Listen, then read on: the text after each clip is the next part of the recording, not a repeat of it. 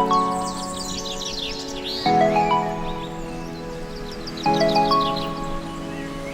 à tous et à toutes, bienvenue sur cette nouvelle vidéo qui va être une vidéo en fait un peu particulière. Alors j'essaye de parler un peu fort parce que j'ai des problèmes de son. Alors normalement le son est ici, donc non, même ici, donc juste à côté. Alors j'essaye de parler un peu plus fort de façon à ce que vous m'entendiez bien parce que je ne comprends pas ces problèmes. Tout est à fond quand je fais le montage.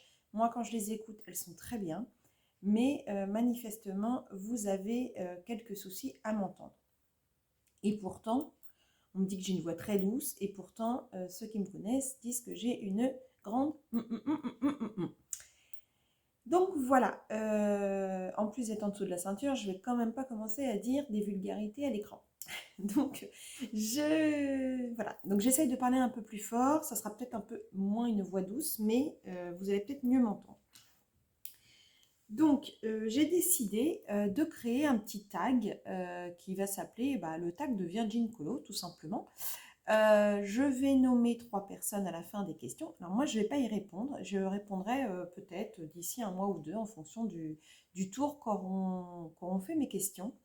Ça va peut-être pas être un tag hyper original, mais j'avais envie de poser quelques questions qui, à mon sens, n'ont pas encore obtenu de réponse quand j'ai regardé quelques vidéos. Après, je n'ai pas regardé toutes les vidéos YouTube de toutes les coloristes de la Terre, donc peut-être que vous, il y a des questions que vous avez déjà vues ou entendues ou même répondues. Et là, j'en serais désolée, mais à la base, voilà, c'est des questions auxquelles j'ai eu envie de poser et d'obtenir des réponses de la part des personnes qui nous entourent. Donc, pendant que je vous pose les questions, je colorie sur le coloriage Mythomorphia. Je me suis lancée dedans hier. Donc, c'est l'Atlantide. J'avoue que je ne sais pas quelle idée m'a pris de vouloir faire cette double page parce que je pense que je vais y être pendant quelques temps. Mais bon, ça va me permettre de continuer de colorier tranquillement. Première question. J'avais envie de savoir, alors même si bien souvent quand vous vous présentez sur une chaîne YouTube, c'est celle à laquelle vous allez répondre en premier, mais je pense qu'on ne peut pas commencer en tas de questions sur les personnes sans poser cette question-là. Donc la première question, c'est depuis combien de temps colories-tu ? Je pense que cette question est intéressante parce que quand on est débutante, et qu'on commence à regarder les vidéos, on est hyper impatiente de colorier de la même façon que les personnes que l'on voit. Or, on n'arrive pas à se mettre dans la tête qu'on n'a pas forcément le même nombre d'années ou de mois. Voilà. Donc parfois, pour les débutants, ça peut être intéressant de se rendre compte que si on n'a qu'un an de coloriage, effectivement, on ne peut pas colorier comme quelqu'un qui a... je vais essayer de descendre la caméra, peut-être que ça va un peu mieux. Qui a 5-6 ans de coloriage derrière lui. Oh là là, je vais encore vous faire vomir. Virgin Colo et ses vidéos, c'est tout un truc. Voilà. On va descendre. Comme je ne peux pas zoomer, on va descendre le pied. Ça va être plus simple. Voilà. Donc, et puis vous avez vu, j'ai mon polo Patrick Bruel. Bref, ça n'a rien à voir avec la question. Donc, je ne peux pas m'en empêcher, j'adore Patrick Bruel. Bon, bref, allez, on y va. Donc oui, voilà. Donc quand vous dites depuis combien de temps vous êtes dans le coloriage, depuis combien de temps vous coloriez, ça permet de désacraliser en fait et comment dirais-je, décomplexer les débutants. Il y a énormément de personnes qui je les vois, hier encore dans le live qu'on a regardé, je vais te nommer ma Béa, mais parce que tu as tellement la main sur le cœur, ça me fait mal au cœur quand tu te dévalorises. En fait, tes colos sont super beaux. Après, on ne peut pas tous. Moi aussi, quand je vois des colos tiens, je nommais dans mes premières vidéos Beardox qui fait des trucs superbes. Color Fila qui fait des trucs de ouf, Audrey, là je regardais encore Laurine, voilà, Mais elles ont toutes leur façon, toutes et tous, excuse-moi, Birdox, leur manière de colorier, on peut pas être pareil. Et en fait, ça c'est commun, hein, je veux dire, on trouve toujours nos colos pas finis comme on veut, pas aussi beaux que les autres. Ça c'est humain. Et c'est bien, parce que si on était tellement satisfait de nous, on n'essaierait pas de s'améliorer. Donc, rassure-toi Béa, moi j'ai vu tes colos hier sur Insta, et ils sont super, moi j'adore, donc t'inquiète pas, ne te dévalorise pas, et puis bah, tu sais, je pense qu'on a à peu près le même niveau, c'est-à-dire qu'on colorie depuis peu de temps aussi, et on va s'améliorer, et en plus avec toutes les colo-copines qui colorient super bien, qu'on suit en vidéo et tout, on va être des cadors. Bref, donc ça c'était la première question. Si je mets autant de temps dans chaque question, vu que j'en ai créé 15, la vidéo va faire 3 jours. Bref, donc la deuxième question. Te fais-tu une Pâques mensuelle, trimestrielle ou pas de Pâques du tout? C'est intéressant de savoir aussi. Parce que j'ai remarqué qu'il y a des colorieuses, coloristes, colocopines qui font des packs et d'autres qui n'en font pas. Donc éventuellement, est-ce que vous en faites et pourquoi vous les faites? Et si vous n'en faites pas, pourquoi vous n'en faites pas? Troisième question. Comment choisis-tu tes colos? Pour la Pâques par exemple ou pour commencer un colo? Si tu ne fais pas de Pâques, bien entendu. Donc ça, c'est intéressant aussi de savoir. Est-ce que c'est parce que tu as un livre et que je sais que Colorisera, elle a certains livres qu'elle fait dans l'ordre. Il y en a d'autres qui ont des petits challenges mensuels où ils savent qu'ils vont colorier un colo dans dans ce livre-là particulièrement. Alors je crois qu'il y en a un avec Anna Carlson, je crois qu'il y a un groupe qui fait ça. Ils ont décidé d'aller chaque mois dans un colo. Je sais que les filles avec Colorfila, elles font oh purée, je vous jure, j'ai pas picolé, on est le matin. Un Aelena Lazareva en groupe, voilà. Donc chacune a son petit truc. Donc comment vous faites? On passe à la question 4. Quels sont tes colos de prédilection quand tu as le seum? Et oui, c'est pas parce que j'ai de l'âge que je ne connais pas le vocabulaire un peu de jets. Non, je plaisante. Quand tu as la flemme, quand tu dis j'ai envie de colorier mais pas vraiment, ça va pas, je suis pas au top et je sais que ça va me faire du bien de colorier quand même. Qu'est-ce que j'ai envie. Donc, est-ce que vous allez, je sais qu'il y en a certaines, bah, c'est les colos mystères, ça vide la tête sans se prendre la tête. Petite blague du jour. Je fais des rimes en plus. Je suis pas. Ça va. Enfin, je suis un petit peu bizarre aujourd'hui. Bref. Donc voilà. Qu'est-ce qui fait que? Donc voilà pour la question 4. Question 5, la question bateau. Vous allez me dire non, on ne peut pas choisir, on peut pas choisir, on peut pas choisir. Si vous êtes obligé de choisir, quels sont tes crayons chouchous? On a forcément des crayons chouchous. Je sais qu'on a plusieurs gammes avec lesquelles on adore colorier, mais il y a vraiment celles où on va tout le temps. Même les filles qui ont rangé par couleur, vous avez ceux que vous ne quitterez jamais et que vous rachèterez systématiquement dès que vous les aurez plus. Vous avez forcément vos chouchous. Donc, et on ne parle pas de prix, c'est-à-dire qu'on fait comme si on était des milliardaires toutes et qu'on pouvait tous acheter dès qu'on les avait plus. D'accord? On oublie le budget. On se met dans un monde parallèle. On est hyper blindé de ouf. On a tous gagné à l'euro-million et donc on a une gamme chouchou. Lesquels? La question numéro 6. Aimes-tu faire des duos, des trios, des quatuors, tout ce que tu veux bien? Et pour quelle raison? Pour quelle raison tu aimes ou pour quelle raison tu n'aimes pas? Ça peut être intéressant. Je sais qu'à une période, il y a certaines coloristes qui ont eu besoin d'un duo pour relancer la machine parce qu'elles étaient en panne d'envie de colorier. Elles se déprimaient de ne pas plus avoir envie de colorier. Et du coup, elles ont eu besoin d'un duo. Alors, est-ce que c'est votre cas? Est-ce que vous aimez pour vous challenger? Est-ce que pour partager un moment? Est-ce que c'est pour pas se sentir seul. Enfin voilà, il y a plusieurs raisons. Et puis celles qui n'aiment pas faire des duos, est-ce que c'est parce que vous avez peur de vous comparer? Est-ce que c'est parce que vous êtes trop longue à colorier et que vous avez peur d'embêter votre colo-copine avec qui vous avez fait un duo? Enfin voilà, les raisons. 7e question. Regardes-tu les tutos ou te lances-tu tout seul sur tes colos?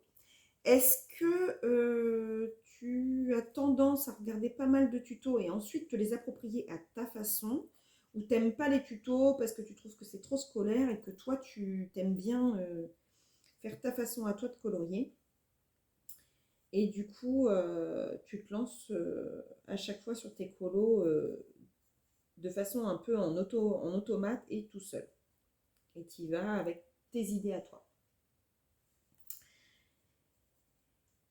9e question. As-tu déjà terminé un livre de colo et qu'en fais-tu après? Alors, est-ce que tu as déjà terminé un livre de colo?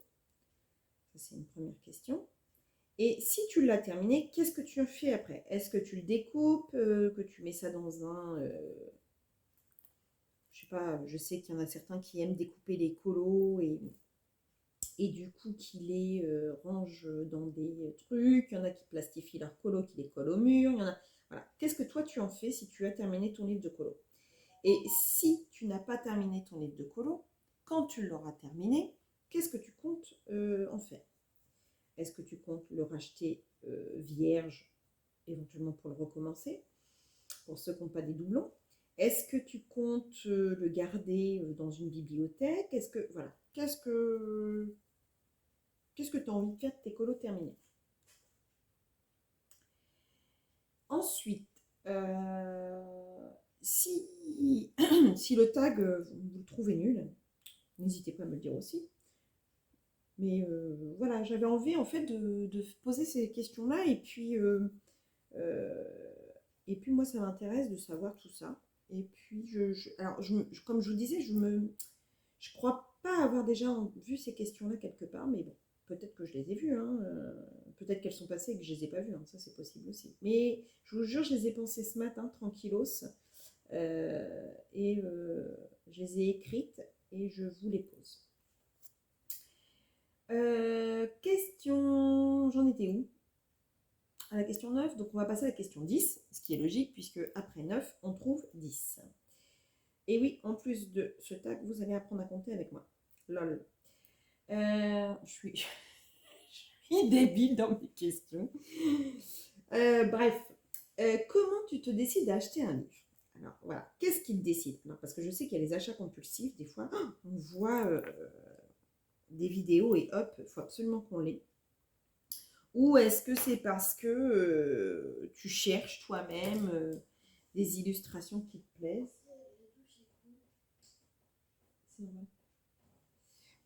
Excusez-moi de l'interruption, toujours ma vie de famille. Moi, ce qui est bien dans mes vidéos, c'est que vous vivez avec moi ma vie de famille. En plus, j'ai pas les cheveux attachés, donc ça fait un peu que drap. Je suis désolée. Hop, je les remets derrière.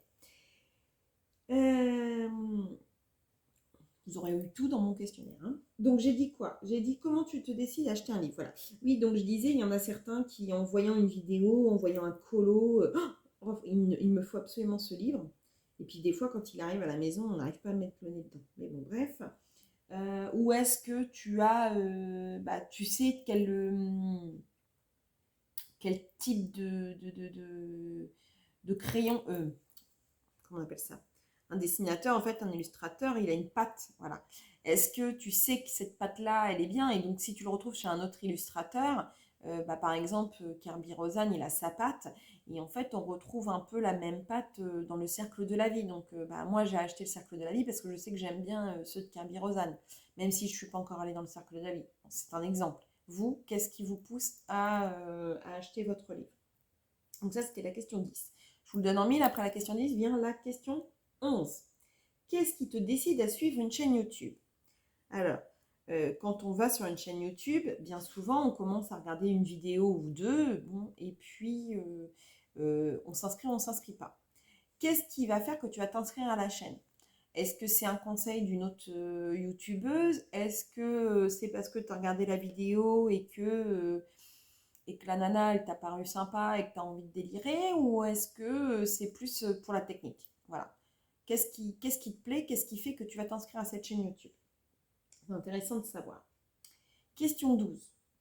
As-tu une liste de combos ou te lances-tu sans idée préconçue? C'est-à-dire que est-ce que tu fais des essais sur une page à côté ou sur un carnet et que du coup tu vas tout le temps faire ça en fait.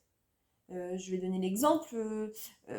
Morgane Colopation, je sais qu'elle a son combo, lequel je réutilise de temps en temps, ce que je fais des fois à ma manière, mais des fois j'utilise le sien voilà, quand j'ai envie. L'effet tuto bois, je sais qu'elle a tout le temps la même gamme, ou Zazou pour la mousse, elles ont leur combo. Mais toi, est-ce que tu fais ça ou est-ce que ben, tu te rappelles jamais quelle couleur tu as fait pour ton... Donc, ne jamais filmer en ayant les cheveux détachés parce qu'on est en galère. Donc, je me rattache pendant que je vous parle.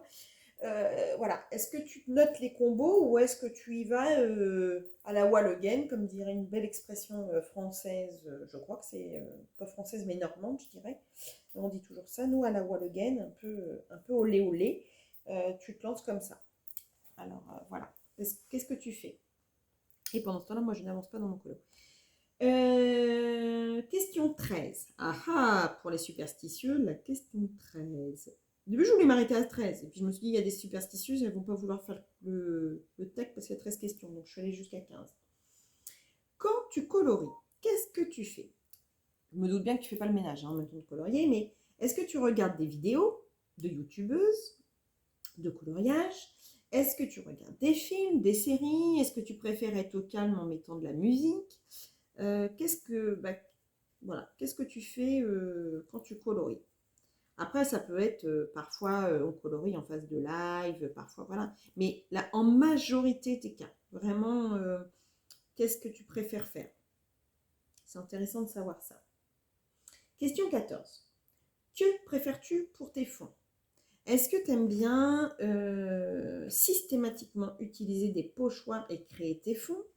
Ou est-ce que tu aimes bien quand même garder la patte de l'illustrateur, laisser le fond et utiliser en fait plutôt du néocolor, de la pastel, enfin ne pas rebouger le fond qu'a fait l'illustrateur?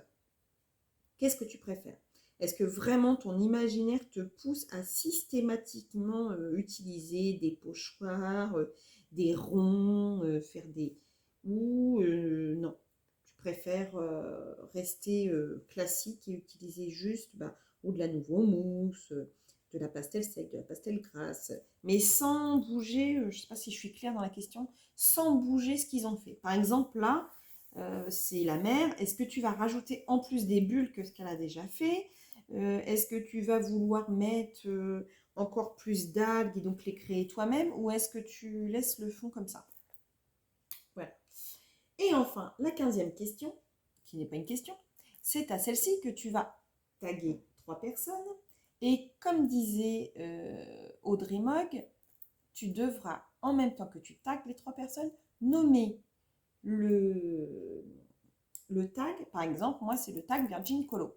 Comme ça, au moins, si jamais, imaginez que ce tag fasse le tour du monde, ça serait quand même énorme, eh bien, on saura toujours que les questions ont été initiées par Virgin Colo. On ne sait jamais que je devienne connue, etc., avec ce tag. Non, je rigole, mais c'est vrai que parfois on voit des tags et on dit « Oh, mais on ne sait plus d'où ça vient, etc. » Et Audrey avait cette superbe idée de dire « C'est bien qu'en 15e, en dernière question, au moment où on tag nos coloristes pour y répondre, qu'on n'oublie pas la personne qui a créé les questions. » Donc voilà. Si vous n'avez pas de chaîne YouTube, c'est pas grave. Vous avez possibilité de répondre aux questions, parce qu'il n'y a pas de raison. C'est pas parce que vous n'avez pas de chaîne YouTube que vous n'avez pas le droit de répondre aux questions. Sachant qu'en plus, c'est pas du tout des questions sur vos chaînes YouTube, hein, c'est des questions pour des gens qui colorient. Donc, n'hésitez pas à me répondre soit en commentaire, soit sur mon Instagram, qui est Virgin Colo aussi. N'hésitez pas, moi je suis ouverte à tout et j'adore mes chouchous, mes abonnés qui sont débutantes et qui me suivent depuis que j'ai créé ma chaîne. D'ailleurs, je vous remercie beaucoup de me suivre et de m'encourager sur ma chaîne parce que je doute toujours de moi et j'ai toujours l'impression de faire une chaîne un peu nulle. Et quand vous me dites que ça vous plaît, que vous aimez passer un petit moment colo avec moi, franchement, ça me fait carrément plaisir. Donc, alors, moi, je voudrais nommer les gens qui, je pense, pourront répondre à ces questions. J'ai envie de nommer Color Fila parce que c'est une des premières qui m'a soutenue dans ma chaîne. Donc, c'est normal que je la nomme. Je vais nommer... je veux pas vexer ceux que je vais pas nommer surtout. Mais j'aimerais nommer Laurine. Laurine Colo parce que déjà on est vierge toutes les deux, on est la team vierge et en plus on se soutient dans nos débuts. Et la troisième personne que je nommerais, c'est bête, j'aurais dû préparer qui je nommais. Bah, je vais nommer Colorisera parce que je sais qu'en ce moment elle est en train de regarder mes vidéos, donc elle devrait pas tarder de tomber sur celle-ci. Et du coup, voilà, elle pourra peut-être, j'espère, répondre à toutes ces questions. Donc voilà, j'espère que ce petit tag vous aura plu. C'est une petite venue comme ça impromptue. J'ai eu cette idée ce matin en me levant. Oui, des fois ça m'arrive. Donc je vous remercie de l'avoir regardé, pour ceux qui l'auront regardé. Je remercie toutes les nouveaux abonnés qui sont venus ces derniers temps. Vous êtes adorables de vous être inscrits. Franchement, je suis touchée et je remercie donc du coup aussi Maëva d'avoir parlé de moi dans son live qui a fait que vous m'avez connue. Ça fait extrêmement plaisir. Je vous embrasse tous et vous dis à bientôt pour une prochaine vidéo. Bisous, bisous, bisous.